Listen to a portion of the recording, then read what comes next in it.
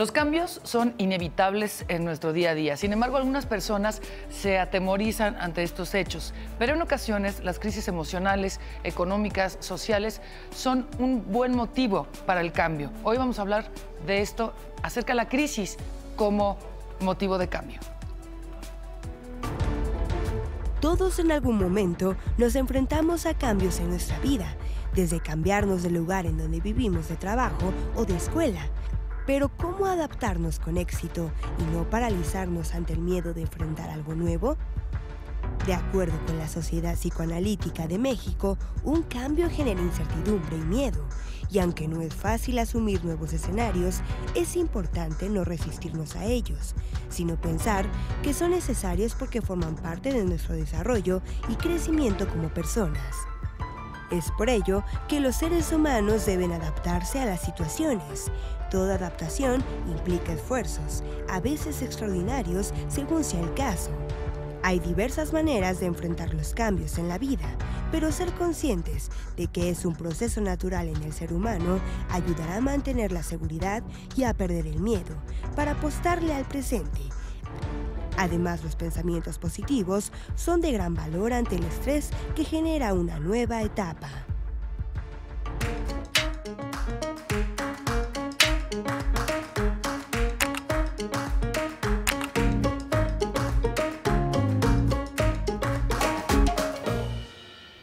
Muy buenas tardes, soy Mariana H. y me da muchísimo gusto saludarlos este viernes.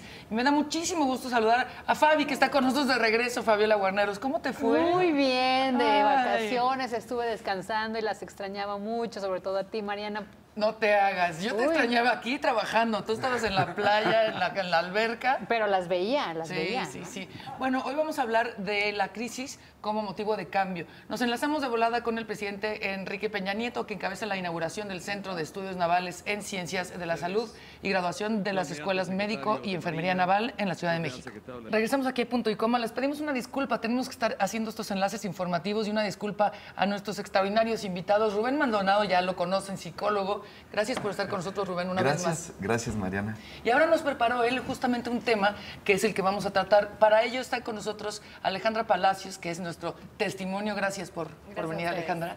Y Pablo Martínez, que es terapeuta. Sí, coach de vida, sí. Bueno, vamos a lo mejor nos tenemos que ir a otro enlace, pero planteanos un poco, Rubén, ¿cuál es la idea de la crisis para evolucionar? Pues hablando como desde el origen de la palabra, el motivo del cambio. En la cultura china, la palabra crisis se entiende como un cambio.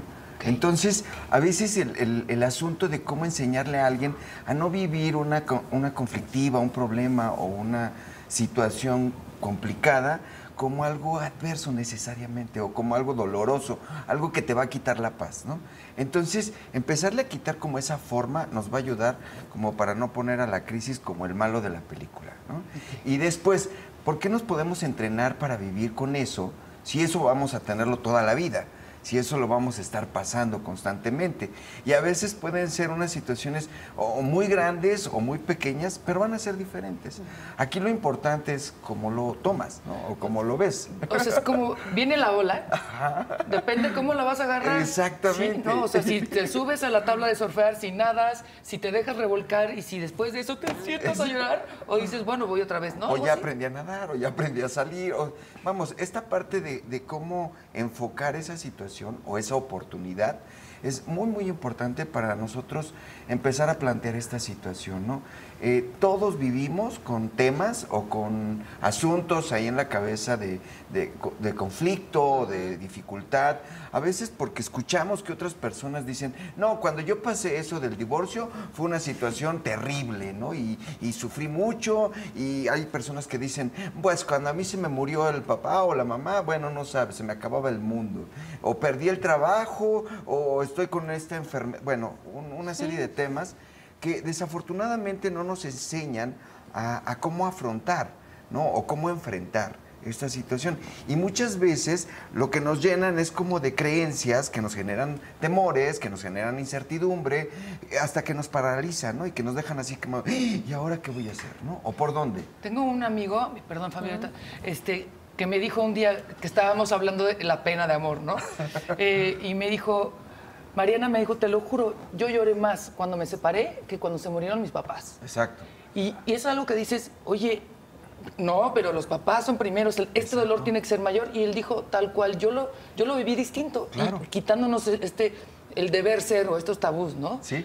Sí, no, yo es que quiero ya empezar de lleno porque estoy muy intrigada. Quisiera saber, Alejandra, ¿qué fue ese momento tan doloroso, ese momento de crisis que te lleva a Rubén y que ahora te veo con una paz y una sonrisa, ¿no? Sí. Maravillosa, o sea, porque tú eres el testimonio. Entonces, la verdad, soy una chismosita profesional que quiero saber qué pasó. Pues mira, mi papá, justo conocí a Rubén por eso, él se atendía a un tema de alcoholismo, que se ve como muy, social, alcohólico social, buena copa, no pasa nada. De repente le diagnostican principios de Alzheimer. El que empieza a ver a Rubén advierte un poco sobre la situación que es un poco más neurológica, se va a estudios y entonces, pues yo tenía 21 años, mi hermana tenía como 17 y nos enteramos de esto, entonces de repente yo dejo mi trabajo, yo trabajaba en una consultora, dejo esto, empiezo a apoyarlo ya en temas laborales, dije, bueno, no pasa nada, unos meses, y de repente me encontré 21 años a la cabeza de una empresa y ya medio cuidando un poco a la situación de papá y medio llevando una empresa completamente. Entonces llegué con Rubén y le dije, tengo miedo porque o me preparo como para la vida, dejo como a un lado mi fiesta y mis amigos, porque pues era lo que yo veía en ese tiempo. ¿En qué momento voy a afrontar la empresa y números rojos porque ya venía trabajándose mal? Y yo lloraba y le decía, es que tengo mucha presión, ¿qué tal si fracaso? ¿Qué tal si no funciona? Y si no funciona, entonces tampoco mi hermana puede terminar su carrera porque muchos de los ingresos de la familia pues provienen de la empresa, entonces... O sea, de repente te cayó una losa pesadísima sobre tu espalda. De repente yo traía colgada a mi hermana y su carrera, la empresa, tu papá, y mi papá, y bueno, mi mamá como un poco menos porque yo la veía muy fuerte, pero pues también así, ¿no? Y mi tema personal porque yo también estaba en una relación un poco difícil. Entonces llego con Rubén y me dice, bueno, ¿y qué pasa si fracasas? Mira, a tu edad no pasa nada. Entonces en ese momento me relajé y dije, pues sí, yo no puedo controlar el mundo, yo no puedo. Entonces esa fue muy difícil. Pero bueno, esto cuando llego con él, en lo que lo asimilé y todo, bueno, perdí como 10 kilos, se me cayó el cabello, o sea, fue una situación muy fuerte, lo empecé a trabajar y ahora que he tenido momentos igual difíciles, bueno, salimos de la empresa bien, ya llevo como 6 años en esto y pues sí, creo que fue el tema de cambiarlo y cambiar como la perspectiva, porque de repente las exigencias externas o la educación de familia te hace creer que tú tienes que sacar todo adelante y que no puedes fracasar y que no... Las propias exigencias tuyas. Tú también eras exigente contigo mismo. Sí. Ahorita regresamos a seguir viendo como el trabajo que han hecho, pero platícanos. Yo cuando era niña, pues el coach era el coach de deportes, ¿no? O los veíamos en las películas gringas. Y ahora escuchamos cada vez más esto del coaching. ¿Qué es, en resumidas cuentas? Pues el coach de vida, lo que yo hago específicamente es acompañar a las personas a ver qué se cuentan sobre las emociones y lo que les pasa en sus vidas, ¿no? Entonces, es... ¿qué te cuentas? La revolcada de la ola, ¿no? Que decían hace un minuto, ¿no? Y es la gente dice, me revolcó, y yo ¿qué te estás contando de que te revolcó? Hay 2 historias, te puedes inventar una historia, inventar otra historia, y es como dar un acompañamiento para que de todo lo que te cuentes logres objetivos y metas. Por eso la palabra coach, pues es como un entrenador, entonces yo apoyo y acompaño a través de que la otra persona encuentre el camino para su vida, ¿no? Objetivos, metas y posibilidades. Lo dices, digo, todos sabemos que hay veces que se dice fácil, pero lo estás diciendo más como, digamos, desde este camino, agarrar perspectiva. Y mi pregunta es, yo creo que nuestros problemas o la forma de enfrentarlos son bastante similares, ¿no? Y por eso tú puedes como decir, bueno, esto va por aquí. Somos menos únicos de lo que quisiéramos pensar. Sí, es trabajar con la creencia, ¿no? Entonces eso hay todos tenemos creencias que aprendemos sobre qué es el amor, qué es la vida, el dinero, los papás, la mamá, las relaciones de pareja. Entonces todas esas creencias vienen aprendidas y aprendidas y aprendidas. Entonces, si te funcionan, una creencia válida en tu vida. Que no te funciona, hay que desacreditarla. ¿Cómo? Con evidencias, creando evidencia en tu vida de cómo puedes desacreditarla, porque nos morimos con las creencias, ¿no? Ya sé. Y tiene que ver también, Pablo, Rubén, con este tema de las propias expectativas que nosotros nos creamos. Como decía Mariana, se vuelve uno exigente. Y es la expectativa que tú quieres, que de repente se rompe de un momento para otro en un suceso, el que sea, se te rompió lo que tú habías planeado y diseñado. Y dos, con lo que dices tú, nos van enseñando cosas, patrones de cómo tiene que ser el camino a la felicidad, que tienes que... ahora, afortunadamente, los millennials han roto con todo eso. Pero antes tenías que tener un buen empleo, ni siquiera ser emprendedor, tener un buen trabajo, tener una familia con casa, esposa, hijos, o de acuerdo a lo que tú quieras, porque nosotros somos muy respetuosos con el género. Pero eso era... Si no tenías todo eso y no sacabas 10, escogías una carrera que te permitiera vivir, no cumplía las expectativas de felicidad. Pero sabes una cosa, Fabiola, que yo creo que también con esta diferenciación que hiciste, yo creo que hay algunas expectativas, son externas y hay otras que son internas, pero hay unas que son reales y hay otras que son mentiritas, ¿no? Porque esto no es como un absoluto poder decir, el tema del éxito es igual o aplicable para todos. No. Hay personas que consideran el éxito o el logro de una forma distinta. Y no significa lo mismo. Y hay personas que sí, como tú dices, tienen que cargar con las expectativas de familiares, de pareja, de el jefe del trabajo, del mejor amigo, etcétera, de los hijos, ¿no? Que muchas veces te llevan a una situación muy complicada porque es idealización. O sea, es que tienes que ser la mejor comparada con quién, ¿no? O tienes que ir adelante y ser el número uno. Pero, ¿y por qué? O sea, ¿quién lo puso casa, así? Del mundo, del grupo Imagen, del dónde. Exactamente, ¿no? Y entonces a veces nos ponen unos marcos de referencia muy absurdos, ¿no? Porque a lo mejor nos venden prototipos de personas triunfadores o exitosos, pero llevan una calidad de vida muy miserable. Y muchas veces esas exigencias ni siquiera son de ellos, es de un grupo que está alrededor, ¿no? Que está presionando y que te está diciendo, es que para que tú tengas y para que tú seas y para que tú sientas, y entonces resulta que te sientes vacío. Y siempre estás con la idea de, híjole, si no soy suficiente y si no lo logro, y entonces ni siquiera te das tiempo de disfrutar lo que estás comiendo cuando ya te estás preocupando por lo que vas a cenar mañana, ¿no? Y además, la frustración que causa a muchas personas decir, pues tengo al marido, tengo a los hijos, tengo el trabajo y no quiero llorar. Exacto, claro. Y no soy feliz, ya me quiero salir o no me siento pleno. Claro. Sí, pero, es como espérame, Pablo, te voy a interrumpir porque vamos a hacer una pausa y regresamos mientras, es solo pausa. Mientras, los invitamos a que en nuestra página de Twitter, @puntoycoma_tv, y en Facebook nos escriba, nos haga sus dudas, comentarios, pero también responda a la pregunta. ¿Crees que una crisis trae necesariamente un cambio positivo en tu vida? Ahí están las respuestas, participen.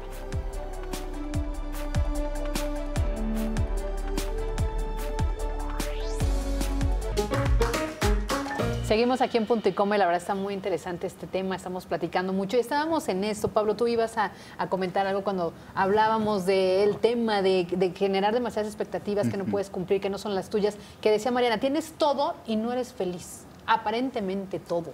Claro, y es que cada quien vive su crisis de una manera tan particular que tiene que trabajarla de manera personal, ¿no? Es como que no hay una como crisis general y todos estamos inmersos. ¿Qué te cuentas que te genera esta crisis, que te genera estas emociones, que al final lo que estás haciendo es hacerte, no eres operativo en la vida, ¿no? Te paralizan. Entonces ¿qué te cuentas? Yo siempre digo, ¿qué te cuentas cuando te cuentas cosas? Porque siempre estamos escuchando esta conversación que tenemos en la cabeza y esa conversación, a mi manera de verlo, es todas las creencias, todos los prejuicios, todos los juicios que aprendimos en la vida, entonces todo pasa por ese filtro. Y te das, ¿no? Entonces por eso hay que tener hay que lograr un nivel de conciencia para darte cuenta cuando la creencia no funciona. Esta creencia muy común de la víctima, pobre de mí. Sí. Y como, pobre de mí, ¿por qué me pasó esto? Y me voy y en eso tú también tienes mucha experiencia, me voy a dar a la mía. Porque se arruinó el negocio, porque no sé qué, y tras, porque la vida no es para mí. ¿Tú qué les dices y tú qué les dices a ese tipo de actitudes muy comunes? Pues yo, cuando alguien dice, pues me voy a ir a la bebida, es date. O sea, yo desde mi punto de vista es date, ¿no? Y si eso te funciona para vivir y vas a lograr, si tu sueño es date, ¿no? Y claro, le digo, ve con Rubén. Y entonces llegan contigo. Exacto. ¿Y qué les dices? Primero le digo, ve a ver a Pablo y luego ya vienes a verme a mí cuando ya estés bien. Y si te llega este mismo, no, pues yo ya valí, ya me voy a dedicar a chupar. ¿Sabes qué? Lo que pasa es que en muchas personas que ya están en plena actividad de la adicción, todavía no se dan cuenta que el estar consumiendo solamente les está ayudando a construir una realidad alterna, una realidad de fantasía que les dura el tiempo del efecto de la sustancia. O sea, no es que están resolviendo algo, Sí, no. los están teniendo ahí como un acomodo de lo que les cuesta trabajo.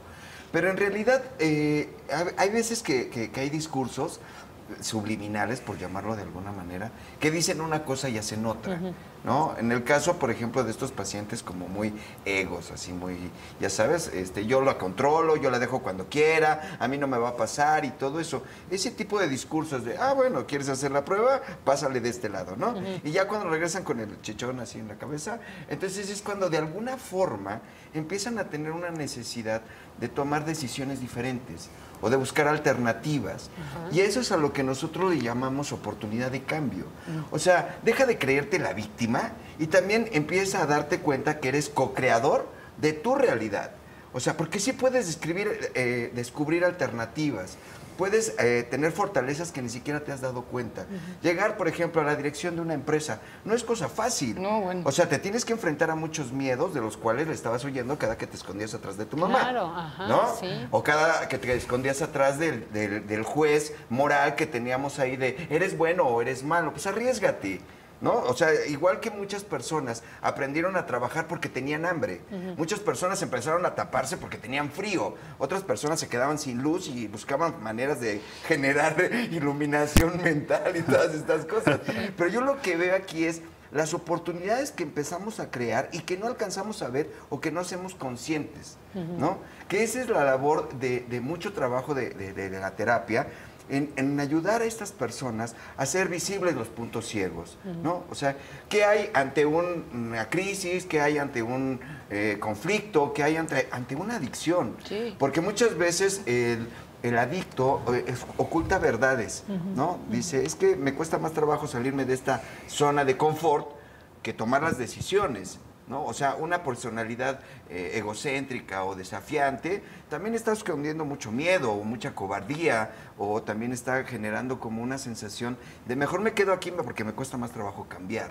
Como le decías, tengo miedo a fracasar. Bueno, ¿y qué pasa si fracasas? Exacto. Te quería preguntar, Ale, en este escenario diferente que te puso Rubén, así, a ver, ¿qué es el peor escenario para que lo pudieras un poco trabajar? ¿Qué herramientas te dio para poder decir, ok, puedo seguir pasito a pasito?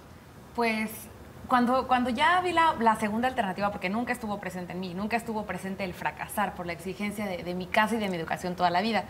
Pero cuando volteé y dije, pues no pasa nada, si no funciona, pues me voy del país a estudiar lo que me gusta, a hacer lo que me gusta, a viajar, porque ese es como el sueño que tenía en aquel entonces. Me gusta mucho hacerlo, pero bueno, en ese momento dije, hay 1001 caminos que voy a tomar si no funciona la empresa. Pero Ale, te la pregunto así, pero antes de conocer esa expectativa, ¿cuánto tiempo te llevó a decir eso? Porque en el momento tenías tú la carga de la empresa y no puedes decir, si fracasa no, ahí va un pensamiento negativo. Si fracasa, ya no habrá dinero, ya no va a la escuela mi hermana, mi mamá igual se pone, pues ya no va a ver los ingresos y de hecho no voy a tener yo dinero para ir a viajar. ¿Cómo empezaste a romper? ¿Cómo decías, bueno, pues que mi hermana pues busque su propia vida, que mi papá, Sí, o sea, fuerte. ¿cómo te vas desligando? Pues yo creo que de cuando entró esto, que fue en enero de aquel año, yo creo que fue hasta casi a mediados de año, porque empezaba yo a involucrarme, ¿no? Y ver números negativos y ver que ya mi responsabilidad era mayor y ver todo esto. Me tomó casi hasta septiembre, cuando ya yo estaba en mi papel de víctima, ¿no? De todo me pasa a mí, ¿por qué yo? ¿Por qué no mi mamá se sale de trabajar y toma la empresa? O sea, me llevó hasta septiembre empezar a darme cuenta que cuando yo me vi con los kilos que había bajado y como estaba, dije, ya basta. O sea, no puedo dejar que esto me consuma y seguirme haciendo la víctima porque al rato va a pasar algo peor. Entonces, ya fue cuando empecé a ver qué va a pasar. Ya vi la parte negativa, ya me afectó físicamente. Entonces, a ver, ¿ahora qué voy a hacer? Tengo el camino. Sí, afortunadamente caí en cuenta que pues realmente mi parte o mi perfil comercial empataba con el trabajo. Entonces dije, voy a empezar desde ahí. Voy a ver qué me gusta, algo de marketing, algo de ventas, y voy a caminar y voy a ver paso a paso si funciona esto y si no, pues no pasa nada. Y cerraremos la empresa y seguiré mi camino. Nada más quisiera puntualizar algo. Mira, cuando le preguntaste a Alejandra que cuándo empieza, y como esta preocupación o este miedo a, híjole, vaya a pasar algo, un fracaso o algo muy malo, Pablo y yo manejamos mucho la definición del prejuicio, que es un juicio anticipado. No, todavía ni pasa y ya te estás haciendo la crisis. Los mil escenarios negativos, ¿no? claro. Entonces un prejuicio te anticipa esta parte que todavía no sucede, que te está paralizando y que dices, es que ¿qué voy a hacer y qué tal si me muero? ¿Y si no te mueres? ¿No? Entonces, y si no pasa lo que estás creyendo, porque a lo mejor mucho de ese prejuicio tiene que ver con una mentira moral que alguien te inyectó, que probablemente tú te estás vendiendo como real y que a lo mejor en el momento que enfrentas esas cosas pierde fuerza. Porque de repente como que se hace débil, ¿no? O como que se hace muy pequeña esa expectativa de, híjole, entonces ¿me va a doler mucho? Sí, ¿O no, me ya, voy a ya sentir terminó. muy feo?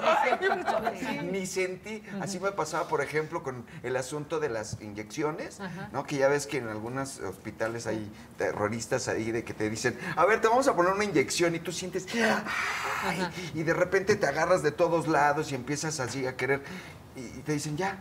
Y tú, espérame, es que no sentí nada, ¿no? Entonces, eso es lo que pasa con muchos prejuicios, que tenemos el conflicto asociado con pérdidas, con fracasos, con ideas que a lo mejor nada más es cuestión de cambiarle de enfoque.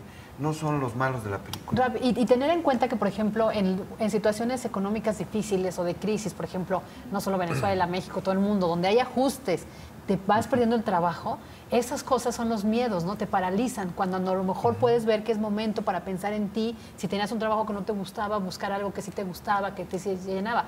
Pero para cambiar este pensamiento, como que ¿a dónde podemos ir? ¿Qué nos tienes? Nos van a invitar? ¿A dónde nos van a invitar? Y para que estén más pendientes. Pues el día 29 de septiembre, Rubén y yo organizamos un taller que se llama Conciencia para la Vida, y este taller va a consistir, es vivencial, es un taller vivencial de un solo día, en el cual él desde este aspecto psicológico, yo desde la parte de coaching de vida, lo que vamos a hacer es lograr que las personas que sienten que se cuentan que están en crisis, encuentren un nivel de conciencia, lo cual los apoye para lograr dar un salto adelante, ¿no? Apúntele ahí. Yo, mira, le estoy apuntando aquí de una vez, apartando la fecha en mi teléfono. Ahí está en pantalla los datos, Sí. ¿no? Es el sábado 29 de septiembre y tenemos planeado comenzar a trabajar desde las 9 de la mañana hasta las 6 de la tarde. Pero la intención principal es generar esta sensación interna. Primero te la tienes que creer, Sí. ¿no? De que la crisis o el conflicto o el problema no es tu enemigo ni está en contra tuya. Es más, si le agarras la mano, capaz hasta que te dice por dónde. Porque muchas veces esa voz interna que a veces los terapeutas que saben de estas cosas, te pueden decir que muchos pacientes llegan con el conflicto y de la mano viene la solución, porque lo van metiendo por el otro lado, ¿no? Entonces, ahí es a donde queremos generar este potencial en las personas que te cuentan, como decía Pablo, una versión de la situación y la realidad es otra. Y ahorita que vemos resultados, bueno, pues ojalá puedan acompañarnos. Pues Sí, sí, vamos. enhorabuena, de verdad. Ale, gracias por venir y felicidades. Ese es un camino largo que seguimos toda la vida. Sí. Rubén, gracias. Gracias, Pablo, María. gracias. A ustedes. Ahí está la información para que puedan estar en este encuentro el 29. Fabi, qué bueno verte de Ay, regreso. gracias, sí. Ya nos vamos, es tardísimo. Adiós, buen fin de semana. Gracias.